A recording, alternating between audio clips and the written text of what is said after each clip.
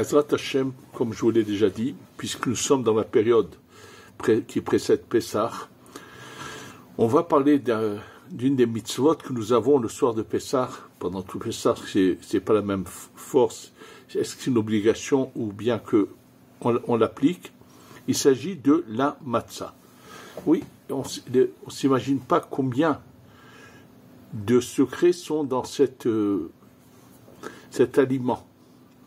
Il est appelé dans le Zohar Neema d'Imhemnuta Venema d'Asrata, le pain de la Emouna et le pain de la guérison. Alors bien sûr, de quel genre de matzah il s'agit et quel genre de matzah il faut utiliser et combien faut-il en consommer le soir de Pessah, ça à la fin du cours, on va en parler. Mais on va commencer à essayer de comprendre, on appelle que la fête de Pessah est également appelée Chag HaMatzot. Pourquoi cette fête de Pessah qui est la délivrance est appelée également Chag HaMatzot? Et que veut dire ce pain de pauvreté, de Ani? C'est ce qui est marqué Elachmania, Lechem Oni. La Gemara en parle, elle dit pourquoi on l'appelle comme ça. Et une des opinions, c'est qu'il est comparé au pain que mange un pauvre. Quelle relation? Pourtant, ceux qui prennent les matzot, qui sont faites comme il faut à la main, avec toutes les précautions nécessaires, payent très cher le kilo. Je ne parle pas de ce qu'on vous vend en France, je vous en parlerai à la fin aussi, qu'on vend du contreplaqué en forme de matzah, et qui sont souvent même pas l'idéal à manger le soir de Pessah. Ça, je vous expliquerai après pourquoi je vous dis ça, mais je parle de celle qui est vraiment faite comme il faut, qui est agréable à manger d'ailleurs, et qui coûte très cher. Donc, comment peut-on l'appeler le pain de pauvre? Alors, pour se faire une idée de ce qu'est la matzah, on va commencer d'abord par citer ce que nous enseigne la Gemara. La Gemara nous dit, c'est marqué dans la Torah, la Gemara dans Oshana, c'est marqué dans la Torah que 40 ans, les Bnei Israël ont mangé la matzah dans le désert. On vient de lire ces psukim il y a pas longtemps dans la paracha de Béchalach. Non, pardon, excusez-moi, pas la matzah, je voulais dire la manne. La Gemara parle quand la manne est descendue. Là-bas, il est mentionné que la manne qu'ils ont mangée a duré 40 ans. Et là, Gemara dit, comment c'est possible qu'on parle de 40 ans? Ça veut dire, ils sont sortis le 15 Nissan. Or, 40 ans plus tard, le 15 Nissan, la manne s'arrête. Et on ne peut pas dire qu'ils ont mangé la manne 40 ans, puisqu'ils n'ont pas eu la manne immédiatement après la sortie d'Égypte, mais ils l'ont eu un mois plus tard. Donc, la Gemara de dire, comment la Torah peut-elle dire que pendant 40 ans, ils ont mangé de la manne, c'est 40 ans moins un mois. Et la Gemara de répondre que vous savez très bien que lorsqu'ils sont sortis d'Égypte, ils sont sortis avec de la pâte qu'ils avaient juste préparée avant leur sortie, mais qui n'a pas du tout gonflé, qui est resté de la matzah. Et pendant un mois, cette pâte, ils vont la cuire en sortant sur la route, ça veut dire de la matzah, ils vont faire des matzot qui va pouvoir leur suffire pendant un mois entier. Et là, la Gemara de nous dire que cette matzah qu'ils ont mangée du 15 Nissan jusqu'au 15 Iyar, donc pendant un mois, avait le goût de la manne. Alors bien sûr, comme le dit le Ben Ish Chai sur place, il n'y a pas de miracles qui sont faits sans raison. Et là, il nous explique que, en fait, il faut savoir que la manne est un aliment qui était spirituel. Alors bien sûr, il y avait ceux qui en ont complètement profité, à qui ça a permis de mieux étudier la Torah pendant toute cette période, qui étaient heureux de la manne, et il y avait bien sûr les malheureux qui n'ont pas eu la chance de comprendre que c'est ce que c'est cette nourriture spirituelle et qui sont restés attachés à la matière, pour qui c'était une souffrance et une douleur. C'est exactement la même chose qui se passe avec la matzah. Vous avez des gens qui attendent impatiemment de faire cette mitzvah, et je vous citais pour cela ce que dit le Ben Ish Chai. Le Ben Ish Chai dit que lorsqu'on arrange le plateau du Seder, et qu'on va prendre 3 matzot faites main, les grandes là, les belles rondes, et qu'on va les poser dans le plateau. Il dit avant de les poser dans le plateau, tu embrasses les matzot, mishum hibub mitzvah, pour montrer combien tu aimes cette mitzvah. Et sachez que, comme je vais vous l'expliquer tout de suite, que le soir de Pessah, par les 4 verres de vin et 7 matzah que l'on consomme, on va faire rentrer en nous des noms saints de Dieu, que je vais vous dire lesquels ensuite. Et le Rabbi Chaim de Tzanz, qui était un saint qui est connu, qui a vécu il y a plus de 100 ans ou 150 ans, à la fin du Seder, il avait des larmes d'émotion. Il disait « Soyez heureux mes entrailles, combien de noms de Dieu sont rentrés, vous ont pénétré, sont rentrés en vous ?» Absolument. Donc, on va voir tout de suite comment se fait que la matzah, quelle est sa valeur, quelle est sa grandeur. Donc, le Ben Ish Chai de nous expliquer la chose suivante. Il est évident qu'en Égypte, le peuple d'Israël est arrivé au plus bas niveau. Il est arrivé presque à ce qu'on appelle être kofer, ça veut dire celui qui le renégat, qui ne croit en rien. Celui-là, c'est le dernier niveau, le 50e niveau, irrécupérable, parce que la Torah n'a pas été donnée. Oui, après que la Torah a été donnée, même si quelqu'un parmi nous est arrivé à ce plus bas niveau de devenir un idolâtre, ça ne veut pas dire qu'il va aller faire des sacrifices devant Bouddha. Un idolâtre, c'est peut être tout simplement quelqu'un, par exemple, aujourd'hui, comme ça a été le cas au Yémen, il y a 80 ou 90 ans, où lorsque des juifs, des chercheurs d'origine juifs allemands étaient arrivés au Yémen, avaient réussi à endoctriner un certain monsieur qui les a suivis aveuglément et qui sont mis à mal parler du livre du Zohar de Rabbi Shimon ben Yochai. Ce genre de personnes, ils ont été ensuite condamnés par tous les rabbinim de Yerushalayim qui les ont traités de ce qu'on appelle kofer apikoros. C'est des gens pour nous, ce sont des gens qui ne croient en rien et qui ne font pas partie, même s'ils peuvent avoir une barbe, ils peuvent être des pratiquants, leur pratique ne vaut rien puisqu'ils ne croient pas d'un des fondements de la Torah. En tous les cas, et justement, la matzah est appelée le pain de la émouna, de la croyance. Alors, comme le peuple d'Israël était au plus bas niveau, sorte d'Égypte, on ne peut pas passer des gens qui sont au plus bas de la matière, au plus bas niveau, et d'un coup leur emmener de la spiritualité. Il fallait une période transitoire. Et la transition s'est faite entre le 15 Nissan et le 15 Iyar, avec la matzah. Et cette matzah qu'ils avaient fait dans la précipitation, Hachem a fait descendre cette matzah de la lumière. Et c'est pour ça que cette lumière qui était descendue dans leur matzot donnait à cette matzah un goût de ce qu'ils allaient ensuite être la manne. Ça veut dire que la matzah est un intermédiaire entre la matière totale et la manne. D'ailleurs, le Zohar dit que si les Béné Israël, après la sortie d'Égypte, et qu'ils avaient reçu la manne, ils avaient mangé la matzah, s'ils n'étaient jamais retournés vers le chametz, vers le pain levé, ils auraient été totalement délivrés, on n'aurait pas pu les juger, ça aurait été quelque chose d'extraordinaire. Oui, il faut savoir qu'on va voir la grandeur de ce pain tout particulier. Alors, donc on voit déjà cela que c'est un pain qui est intermédiaire entre les deux. Et je vais vous le faire remarquer par quelque chose. On va commencer à parler des noms de Dieu qui sont cachés dans ce pain qui est appelé la matzah. Si vous faites la valeur numérique du mot matzah, vous arriverez à 135. On va le faire ensemble. Même c'est 40, tzadi 90, donc 90 et 40, 130, et le hé c'est 5, 135. Qu'est-ce que 135 ?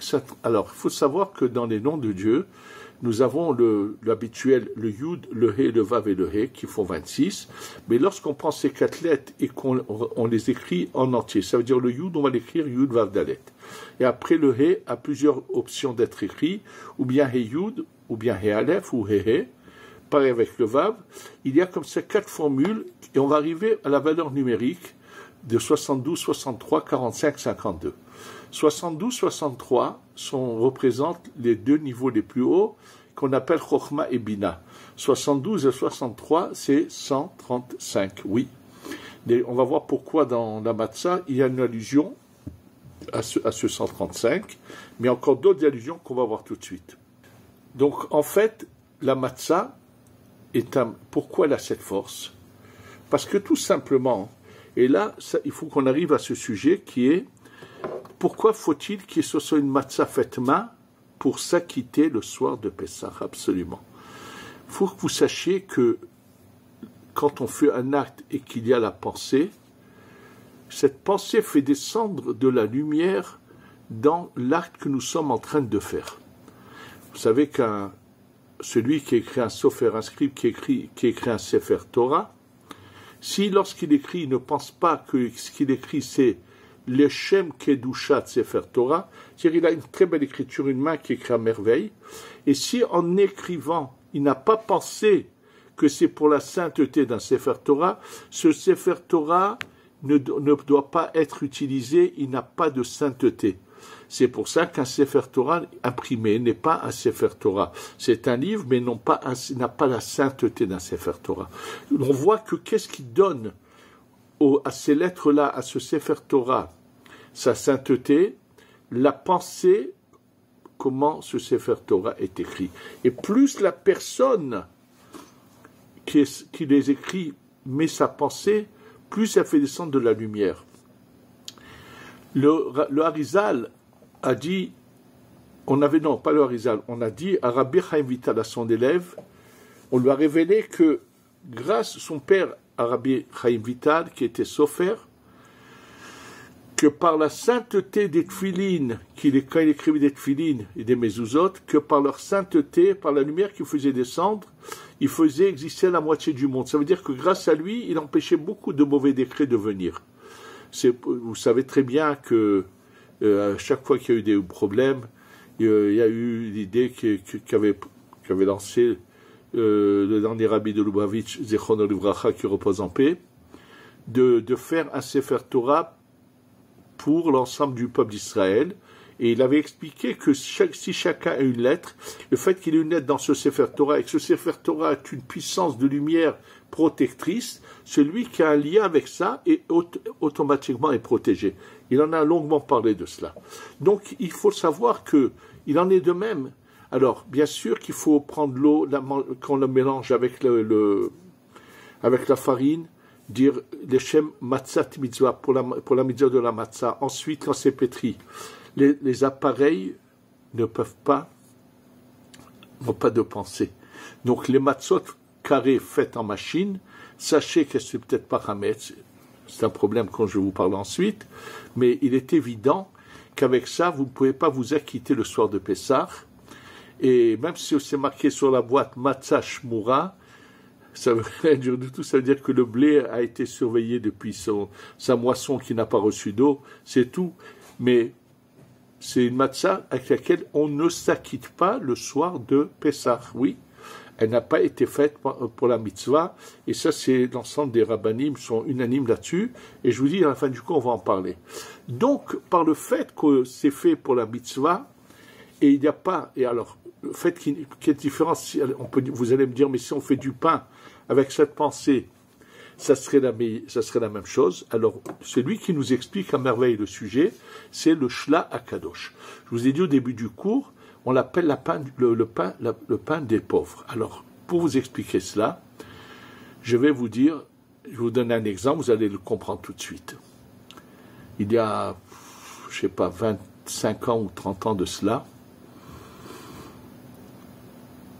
à peu près, je connais quelqu'un qui est à Yerushalayim, qui travaille avec le Rav Benyahu Shmuel Nar Shalom, il s'appelle le Rav David Betzalel, et il m'a dit que lui, jeune, il était parti aux États-Unis, après l'armée, et là-bas il a rencontré également sa femme, qui est une Israélienne qui était allée aussi là-bas, et puis, grâce à un Rav qui se trouve là-bas, qui les a rapprochés de la Torah, finalement les deux ont décidé de suivre le chemin de la Torah et se sont mariés, Puis un beau jour, ils ont réalisé que qu'est-ce qu'ils perdaient leur temps dans l'exil, dans la Gola aux États-Unis.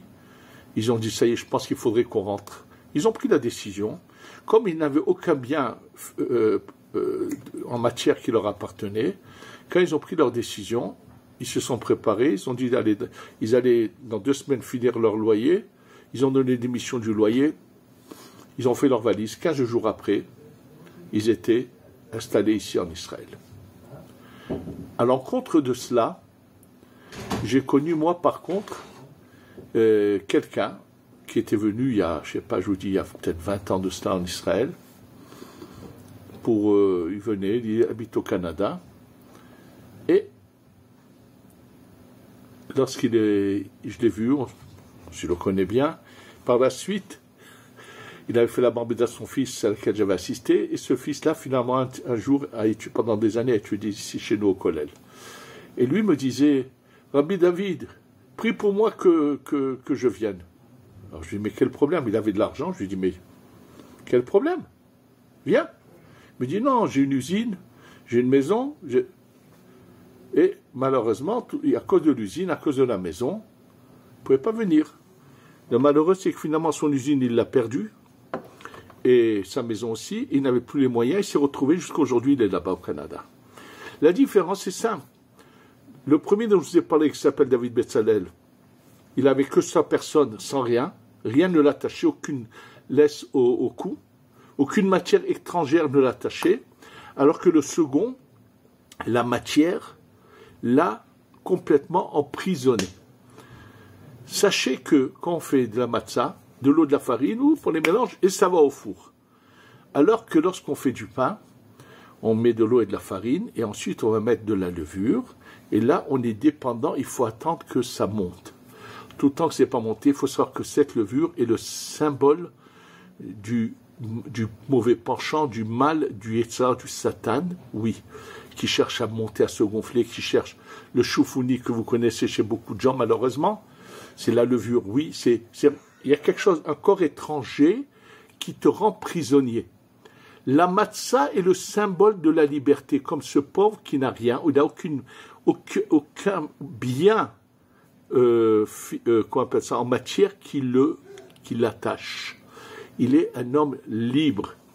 Le but de Pessah est d'arriver à cette liberté totale.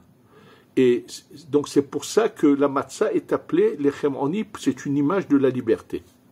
Donc la matzah, c'est pour ça que la fête de Pessah est appelée Chag HaMatzot. Le but de Pessah, c'est de devenir des hommes libres, pas des hommes qui ont des laisses autour du cou et qui sont dépendants de leur vice, de leur folie, de toutes sortes de choses. Je vous donne un exemple, quelqu'un qui est capable d'acheter une chemise à 10 fois, 20 fois son prix parce qu'elle a une griffe sur quelque part, est un esclave, n'est pas un homme libre. C'est un homme qui se laisse, quelque chose d'extérieur le domine et le dirige et fait de lui ce qu'il a envie. Et or, le but est d'arriver, la liberté, c'est un homme qui sait utiliser, qui gère sa vie, et que c'est pas la matière qui le gère et qui lui impose des choses. Malheureusement, combien arrivent à cela? Combien font ça comme il le faut? Donc c'est dans ce but que maintenant, alors, beaucoup désirent quelque part, j'en rencontre souvent des gens qui ont envie de changer. Problème, ils n'arrivent pas. Il y a ce mal est collé à eux. Et là, cette matzah dans laquelle a été mise la pensée, quand elle a été faite, on a mis la pensée que c'est pour la mitzvah, on fait descendre dans cette pâte une lumière qui va aider la personne à se nettoyer, à ce que son âme gère le corps et non pas l'inverse. Et le fait que la Torah nous a donné une mitzvah, en faisant cette mitzvah, on va intégrer en nous de la lumière. Et c'est la seule fois pratiquement, je parlais aussi bien des 4 verres de vin que ça revient au même, parce que faut savoir que les 4 verres de vin sont l'encontre de Chochma, Bina et le Da'at qui se partagent en deux. Il en est de même dans la matzah, on prend 2 kazaït, c'est-à-dire 2 fois 20 grammes de matzah faite main, après la bracha du motzi, qu'on dit à motzi lehem à l'achilat matzah, il faut manger 2 kazaït. Pourquoi 2 kazaït? Parce que un c'est à l'encontre de la chokhma, l'autre à l'encontre de la bina, oui. Ça veut dire qu'en consommant, on va faire descendre des noms d'Hachem. Le 72, le 63 vont descendre à ce moment-là. Dans les verres de vin, ça va se passer par premier verre 72 c'est Chokhma, deuxième verre Bina, troisième verre le Chassadim du Da'at, quatrième verre Gvurot de Da'at. Et là, ça va être Motzi Matzah les 2 kazaït. Et ensuite, dans le sandwich, il va falloir un kazaït de matzah collé aux feuilles de laitue, qui sont le maror, et qu'on appelle le korer. Et là, ça va être, pourquoi il y a deux éléments, c'est le Da'at qui va rentrer en nous. Ça veut dire qu'on est en train de faire une action de consommer des aliments, mais on fait rentrer de la lumière. C'est pour ça que combien on devrait les embrasser, ces matzot. Combien de bien. Donc, le fait que c'est une guérison. Nahama de Asvata, le pain de la guérison, il guérit notre âme. Il la nettoie de sa pourriture, de tout ce qui s'est collé. Automatiquement, la Emouna va jaillir. Quand on a des gens qui ont des problèmes de Emouna, c'est-à-dire qui pensent qu'ils vont redire sur le livre du Zohar ou sur d'autres choses, ce sont tout simplement des gens qui ont en eux une touma, une impureté qui s'est collée à eux à la suite de consommation de choses non cachères ou à la suite de relations interdites avec toutes sortes de raisons qui peuvent faire, qui vont remettre en question cette émouna, cette croyance, comme ça s'est passé à l'époque de l'élève du Baal Shem Tov, Rabbi Pinchas Mekoritz, où un imprimeur qui, lorsqu'il avait imprimé le Chumash avec le commentaire du Or HaChaim, là-bas le Or HaChaim sur un passouk avait dit que le nom du Mashiach c'est Chaim, et c'était une allusion et à lui et à Rabbi Chaim Abul Afia. Il était le Mashiach de leur époque. Et lui, il avait effacé cela. Et quand Rabbi Pinchas Mekoritz lui dit pourquoi tu effaces ça, il lui a dit quoi, il a voulu dire qu'il est le Mashiach. Il lui a dit tu parles sur l'Or HaChaim, je vais montrer qui tu es. Et là il lui a montré qu'il avait fait une autre erreur dans son Chumash, où l'on parle de la sota, la femme mariée qui trompe son mari, soit avec cet homme ou soit avec un autre homme. Et il s'est marqué là-bas mais Ishaher avec un autre homme. Et lui, on me dit que le mot Aher, il avait marqué Asher qui était son nom à lui. Et là le Rabbi Pinchas Mekoritz lui a dit, parce que tu as tout simplement couché avec une femme mariée, que tu parles contre le Or HaChaim. Alors, donc, la matzah va venir nous guérir, nous nettoyer.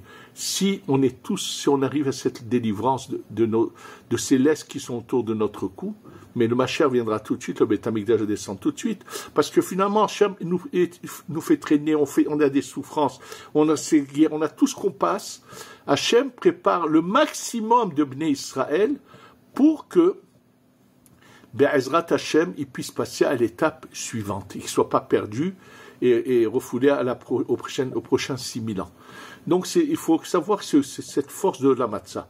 Donc maintenant on comprend que c'est qu'une matzah qui est faite comme il faut, avec ses pensées saintes de ceux qui les font, disent les Shem Matzat Mitzvah. Moi, je suis allé cette semaine à Kommiyout qui font des matzot main, et aussi à d'autres endroits. Avant que les gens commencent à travailler, tous disent d'une voix ensemble, les Shem Matzat Mitzvah, pour la mitzvah de la matzah. Et c'est lorsqu'on fait des choses comme ça, alors que bien sûr, cette matzah, elle aura un impact, et elle va nous emmener à la liberté. Et c'est pour ça que le Pessah, qui est la délivrance, qui a été une première délivrance, mais qui va être à la prochaine délivrance, c'est à l'image de Pessah, combien on devrait être heureux d'attendre impatiemment de manger cette matzah et de la consommer tout Pessah.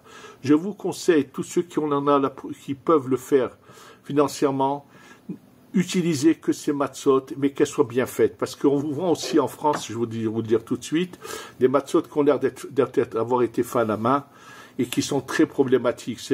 On sait juste la forme, ça a été surtout des machines qui ont tourné la pâte. Ensuite, c'est cuit, même pas dans un four en pierre, mais sur un four qui est sur une grille, qui est avec du gaz, qui est très problématique selon la halakha, parce qu'avant que cette matzah soit complètement cuite, à savoir si elle n'a pas entre-temps, elle n'est pas devenue chametz, faites très attention. On vous vend beaucoup de n'importe quoi.